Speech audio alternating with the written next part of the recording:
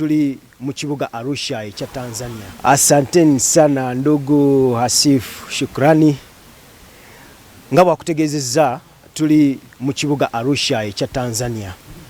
Olukuŋŋaana tuli mu lw'amawanga aga Africa agatudde awamu okulaba engeri gigayinza okukwataganamu mu byenfuna, mu by'obusuubuzi, mu bya demokrasiya n'ensonga endala ezikwata ku Mufirika naye nga zijjayo ekyo Omufirika kiyandibadde. Wano wendi ndi n'omwami bamuyita Hadi Yakubu, nyinza okugamba ye mukwanaganya w'enteekateeka eno yonna. Nina n'omukyala ye Nubian Queen, yerinnya lyasinga okukozesa abantu bye basinga okumanya, yakwasaganya abantu abo mu diaspora ku nsonga z'okulaba nga amawanga ga Africa gakolaganira wamu. Yes, Yakubu, you're live on BBS TV. The news is Jotobade. Briefly, tell us, we have been here for 3 days. What is that you're looking at in these 3 days for Africans? I think it's been an exciting 3 days, and I would like to start by thanking all the people who took out their time and sacrificed their resources to make it possible for all of us here to be here in Arusha, the city that has a lot of history in Pan-African context. And in Tanzania as a whole, as you know, the country of the great Julius Nyerere, who we all know to be part of the pioneering tower heads of Pan-Africanism within the African continent. What we have done here over the 3 days is a magnificent display of our will and spirit to ensure that Pan-Africanism in the 21st century takes to the final conclusion and to the logical conclusion the fight and revolution that was started by our forefathers and our foremothers, but that remains unconcluded, which we are determined to conclude. And the conclusion of it must see Africa united, must see Africa as a continent which reclaims its lost glory, as an Africa which reflects the great civilization that it had been.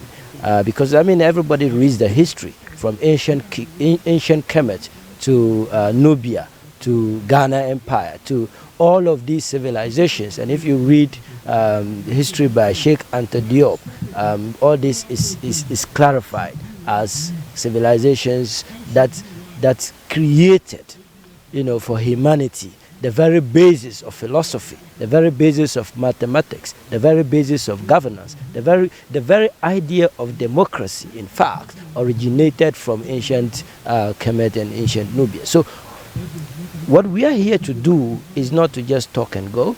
What we are here and what we have been doing over the last 3 days is to make sure that we reconnect to that glorious civilization in order to inform ourselves of the kind of things that we are capable of doing for the future, and not only to talk about it, but to strategize and take concrete action in order to achieve what we set for ourselves. And what we set for ourselves, we want peace, we want justice, we want dignity.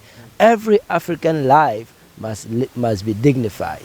We cannot allow the status quo where African lives appear as very dispensable. People can be killed in America, in Europe, by police officers or by white supremacists or by any other person who feels like taking a life. We just find an African life and take it, and nothing happens, no consequence. We are all witnesses to all of this, and we must put a stop to it. We must put a stop to it. I would rather die than live a life of indignity. And therefore, all these people who are here from different corners of the continent have one and the same cry. Africa must unite. And we are not uniting just on the basis of unity, but on the basis of the fact that we need our collective resources and collective strengths in order to erase the weaknesses of one another, of individual countries, such that we are capable of confronting the challenges of the 21st century without any shout of doubt of our capability. And that is why it is important that Africans Rising takes away all these sentiments that have been expressed by people and all the campaigns that have been adopted at this assembly out of this tent and out of this assembly, so that we move, because action is what achieves results. And that is why we made sure that the assembly did not only achieve talking, but has concrete actions that have been set for us after we leave Arusha. And I think Africa is going to see that this assembly was a continuation, or was the birthplace of concrete strategy and concrete action to continue the struggle that our forefathers and foremothers have left for us, and to lead that struggle to its logical conclusion. I'll get back to you if we have time. Thank you so much. Abadde ayogera ku nsonga ya Africa, mawanga mu Africa okubanga gakwatira wamu mu nsonga zonna, naddala okujja ensonga ezo ez'ennono, ekitiibwa kya Africa okusigala ng'etambulira ku mulamwa oba ku mbeera eri yasooka mu wakati mu kukyukakyuka kw'ensi, mu mbeera yonna oba etya, naye nga kutunuulira ngeri amawanga ga Africa gye gayinza okukwataganira ewamu okujjawo embeera eyo ey'okubanga gasoomoozebwa mu bintu ebitali bimu. Ngenda kuddako ewa omukyala Nubian Queen. Nubian Queen yakwasaganya ensonga z'abali mu diaspora oba abali mu mawanga ag'ebweru mu nsonga y'okulwanirira ekitiibwa kya Africa. Yes, Nubian Queen. Introduce yourself and tell us. Yes, I'm Nubian Queen, and I live in the diaspora. And when I talk about, so I'm here partly to represent one of those that are representing the African diaspora. And when I talk of the African diaspora, I'm also thinking of those Africans who are deported out of Africa and taken into slavery. Because when we talk of Africa, we only look at the continental Africa, but we have our brothers and sisters out there in the Caribbean, in the Americas, in the Asian world, who need us to embrace them so that we work together, because they all face the same problems as Africa is facing. And the African diaspora is participating in this conference, in this event, because of the vision that the Africans Rising is proposing to Africa. And it's a vision which will take Africa forward in the sense of the program that they have of getting Africa to be an Africa that is an Africa of dignity, of peace, and then of justice. And Africa has suffered injustice since historical times, since Africa was invaded and Africans enslaved.